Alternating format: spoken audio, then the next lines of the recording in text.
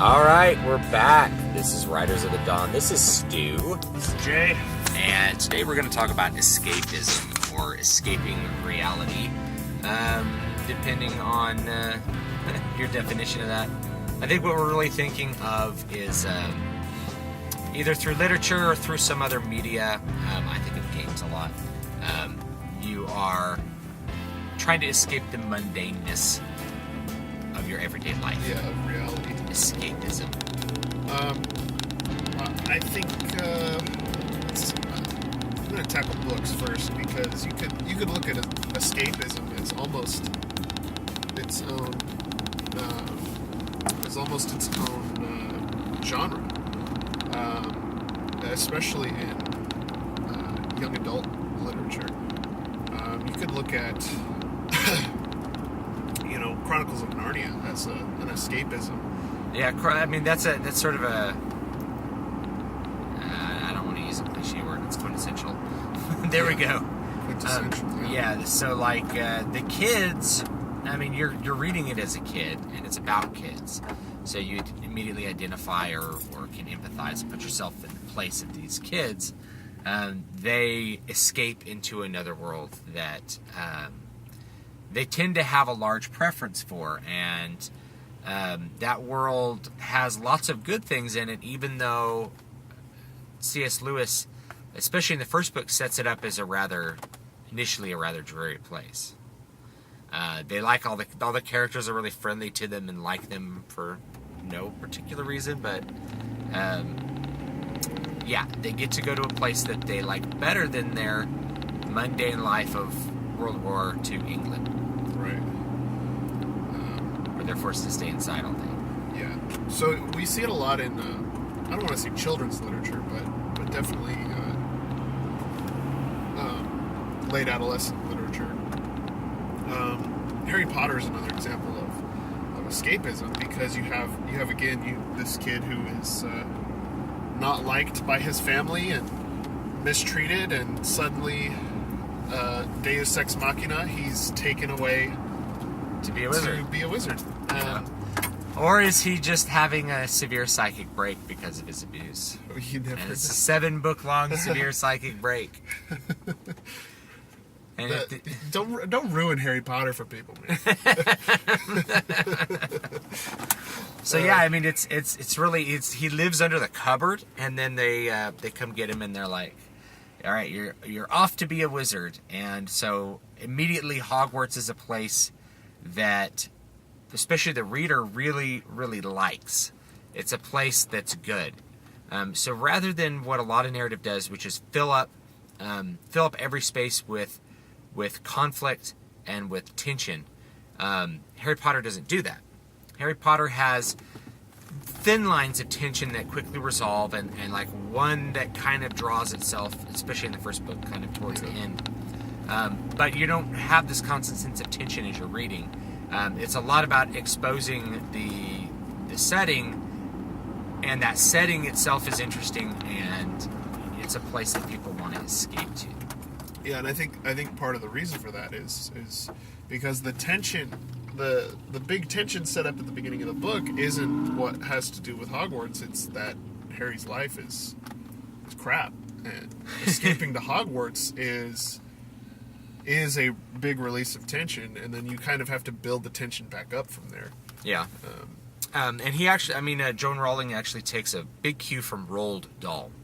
And if you've ever read any Roald Dahl books, he writes a lot of children's literature, and he's either much loved or much maligned, depending on who you talk to. But he does a really similar setup in almost every book, which is it starts off with talking about how crap life is for the main kid in it. It's always from the perspective of a kid, and their life is total garbage, and all the adults in their life are conspiring to like make their life miserable. So in James and the Giant Peach, James's parents die at the very beginning of the book. He has to go live with his aunts who hate him and make him be Cinderella and like do all kinds of work around the house and treat him like garbage. Yeah. And then of course the Giant Peach thing happens because of a wizard that just like swoops in and says, "Here's some magic things, go eat them." Yeah. And he drops them, and then there's a Giant Peach.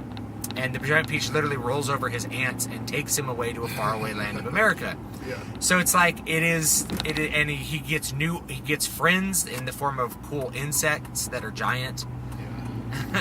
Yeah. So it's purely about him escaping his reality. If you look at Charlie and the Chocolate Factory, the book in particular, it really like raises up the myth of like noble poverty. But he's so impoverished that he's literally starving to death at the beginning of the book because his dad loses his job at a factory and can't find any other work. And all of his grandparents live in one bed. Like it's the most depressing beginning to any book is like Charlie and the Chocolate Factory. And then he finds a coin on the street, uses it to buy chocolate, wins the golden ticket, and then ends up with the whole chocolate factory belonging to him. Yeah. And the entire thing is just about him escaping from this terrible reality. And you just see that. You're going to see that with pretty much every Roald Dahl book until the BFG. They're all pretty much the same. The kid is always in a really crappy situation. To make a counterpoint of that, recently I read a trilogy called The Magician, which is an escapist trilogy. Instead of being about a child, it's actually about the main character, I believe in the first book, is 18. Where the setup to the story is basically he has read this series of escapist novels, and it clearly alludes to the fact that it's Hogwarts. I mean, without saying it, it's like Harry Potter. It's like, man, I'm gonna go off to college. They really want me to go to Princeton, but Princeton's boring. I just want to stay here and do drugs with my friends. And so it's got a much different tone than children's escapist novels. The thing that he's trying to escape from is really social obscurity, which is interesting. I think it's something that a lot of young adults deal with. Is especially leaving high school. If you had a lot of friends in high school and suddenly you're going off to college, you have to deal with this social obscurity. Nobody knows me. I have no importance to other people. Yeah. I mean, a lot of young people feel that way. Like the number one thing that like teenagers will say they deal with is loneliness, which is bizarre in a world where you're constantly connected, but those connections aren't necessarily all that real. Yeah. So in the Magicians, he magically finds his way into a magician's college. Kind of disappears and becomes a wizard. It's a cool story. I enjoyed it a lot. It goes from kind of an urban fantasy feel to a more high fantasy feel towards the end. I can't remember the name of the author, but very good read, easy read too. like most escapism. Yeah. Of course, there's like classics like Neverending Story. Yeah. Can sort of deal with this, and this is where the escapism element is put up right in the front and made extremely overt. You have a main character that has a crappy reality that you empathize with, who then escapes from that reality. But I think escapism in general doesn't have to be that way. It doesn't have to be Connecticut Yankee Darling Score. Yeah. There's a bunch of different ways that you can experience that feeling, and that I think authors go for that feeling. But it's not always quite as overt. I could see like the Dresden Files being escapism at a certain level, even though no one in the book is like trying to escape from their reality. The reality itself is an escape from reality. The setting is. Yeah. It's our reality, but different and cool. Yeah, it's a warping of the reality. That makes sense. which is really kind of moving towards a different point, which is that in the real world, a lot of times we use stories as our own escapism. Yeah. Whether it's going to the movies or picking up a new book or binge watching Netflix. I mean, that's how we escape our own everyday grind. I mean, I play games. Yeah. Games, I think, are like the new big escapism. Well, and the reason for that is you're quite literally, in some cases, leaving your world and entering another one. It's why I'm way more interested in the old style of MMO RPGs, because it was like a second life sim in a lot of cases. Like EverQuest. Yeah, so back in the day, you were your character. Yeah. So it's like, you know, I wasn't just Stu. You know, it's like, Yeah. oh, that's Stewart over there doing this. It's like, hey, let's send a tell to Anon. Yeah. And then like you even talk like your friends in real life. You'd play the game with them, and then you'd be using a screen name for them. Yeah. You'd be using the character name. And of course, like back in the day, no one had alts really. You know. Yeah. Who had like Who had time to have an alt? Yeah, no one had alts in EverQuest. I mean, people did. Like only people that had alts in EverQuest were. Whew, it was crazy. I don't know. People who were confined to a wheelchair. I can't like think of anyone who would actually have the time. I had a friend who had 3 max level characters. Holy crap! So that and they were on 3 different accounts, so that he could play by himself. He could just solo grind. And it was always a real treat to get into a group with him, because it was just face roll. He got a lot of experience. But again, I never knew this person by any name other than his main character's name. So I'll always remember this guy, Arnie. Arnie was his paladin's name. Even if he was on his other 3 characters, you still just called him Arnie because that was his name. You know, I remember in college I played a lot of EverQuest because it was my escapism. I really didn't like college all that much, if I'm being honest. And EverQuest was my escape. I remember towards my final push towards my degree, I had to give it up, and it being like a real serious, kind of almost like a trauma in my life, because my grades were kind of low, but all my best friends were on EverQuest because I spent so much time there. And I had some real tearful goodbyes, and I still have. I've actually gotten into contact with some of those people through social media, and it's still to this day it's by their avatar name, by their character's name. Yeah. I don't communicate with them because it was about you being that character. And in EverQuest, you actually RP'd. There was role playing. Which in new games, like if you brought up RP to someone in WoW, even someone on an RP server today, it's not even close to the same. It ain't what it used to be. Yeah, the commitment was next level.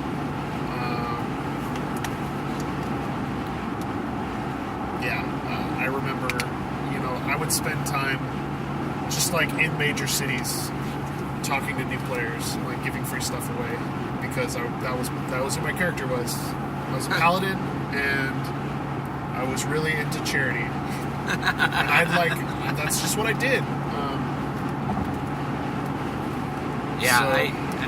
I think more than just EverQuest though. I think people felt that with World of Warcraft. I think they could feel it with any MMO, but I think they could feel it with a lot of RPGs. Yeah. If you look at the more classic BioWare RPGs, we don't need to address recent failings. But you design a character. If you're playing Dragon Age Origins, design a character. You make the character look the way you want it to look. Then you operate that character. You make all the dialogue decisions in that character. That character even romances other characters if you want it to. And at what point are you saying, well, I'm just making this character do this, or you're like, I am doing it? Right? So it's like an escapism thing. I am going to romance Liliana. People are like, I'm going to make my character romance Liliana. It's like, I am romancing Liliana. I am doing it. And you make decisions based on whether you like the characters in that, in that game. Put the blood in the ashes, Liliana attacks you, you have to kill her, and you're like, I gotta reload a save, I can't deal with this. Which is another thing, you can't reload a save in real life. Yeah, you can't reload a save in real life, but it's about like crafting the life you want. If you play, Elder Scrolls Online is always like or not Elder Scrolls Online, just Elder Scrolls games. The single player games are always a bit of my escapism. Because it's kind of like, you're exploring a new world. It's a cool world. There's werewolves and stuff. You can be a werewolf. You're like, yes, I'm a werewolf. Although they did it really badly in Skyrim. Skyrim, it's like third mission. You want to be a werewolf? You're like, come on. You don't have to hunt for the ancient evil. But speaking of which, they just added a new class in ESO. Did they? Yeah. What class is it? It's called the Warden. It's like a pet class. Yeah, I haven't played in a while. Yeah. If it's got pets, I'm gonna play it though. There you go. There you go. So, I mean, yesterday we talked about day jobs, and if your day job is monotonous and not giving you the fulfillment that you want, escapism might be something that you think about quite a bit. And that's natural. As we have displayed, there's a literary genre for you of other people who feel that way. You're not alone. Yeah. Not just a literary genre. I mean, it finds its way into sort of everything. Yeah. And speaking of games, going back to games, Spec Ops: The Line. Oof. What a game that takes this idea and makes you feel bad about it. Wow. Right? Yeah. So Spec Ops: The Line, if you've never played that game, I highly recommend it. Was that Ubisoft? I can't remember who published that. Don't remember who published it. It might be Ubisoft. It was a really well done game. Man, it was really well done. The gameplay was good. That's the art of a game, is its gameplay. But the gameplay involved also this narrative that, you start the game and you're going into this like sand-covered Dubai and having to try to find these lost American soldiers. And things just get weirder and weirder. That's the best way I can put it.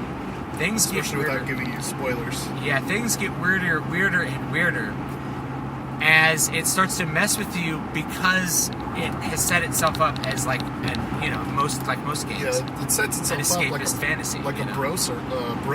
Yeah, you think it's a bro shooter, and there's a point, and not to give away too many spoilers, but there's a point where you get to this certain point towards the end of the game. One of the characters is like, we both know why you're here. It's to pretend that you're something you're not, a hero.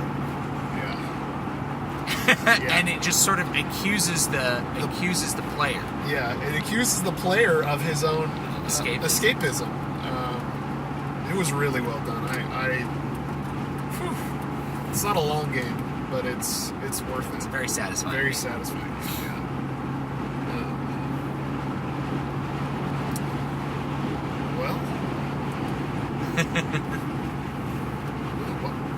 Is there anything else to say about that? What do you want to say about that? Yeah.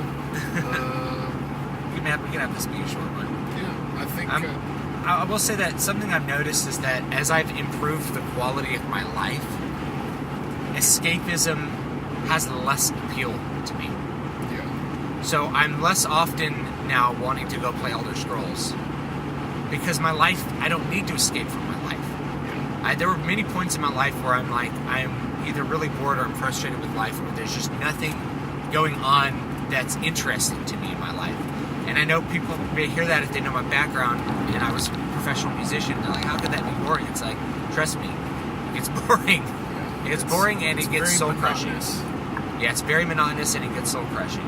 And you can get that way with anything in life, whether it's school or it's work or something like that. And I think escapism is a great temporary relief, but once you start to arrange your life so that your life is the interesting quest, then escapism becomes less appealing. Like right now, as we're talking about it, we're actually on our way to work. Yeah. I really don't want to go to work right now. I really want to go home and just like play some Elder Scrolls. That's what I really want to do with my time right now. But what's interesting is on the way home, I lose that feeling. Yeah, we won't be thinking about going home to play games. We'll be thinking about getting home so that we can spend time with our family and write books. Yeah, and that's a real shift of the way it was. Yeah. You know, I find myself wanting to play. You know, MMOs, man, old school MMOs were really powerful in that sense because it gave you the escapism and there were friends there along with you. Yeah. And we're escaping with friends. You're escaping with friends. It's not that way in Elder Scrolls. Elder Scrolls is a solo experience. Yeah. There's characters, but I don't really care about them. You know? Yeah. Not like I cared about my friends in WoW. Cared about them enough to spend all night, like in BRD. Wiping over and over Wiping again. over and over again. So you're like, the sun's coming out, I gotta go to bed. Yeah. So I mean that is something I'll say is that once I rearrange my life more, there was this need for escapism, whether it's through books or games or anything else, you know.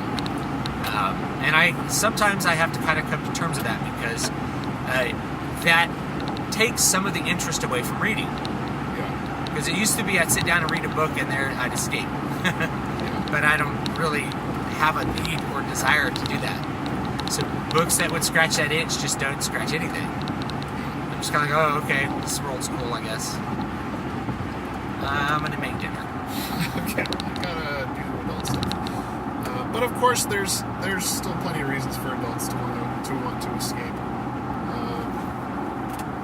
And it always finds escapism will always rear its head, especially in times of stress, in times of struggle.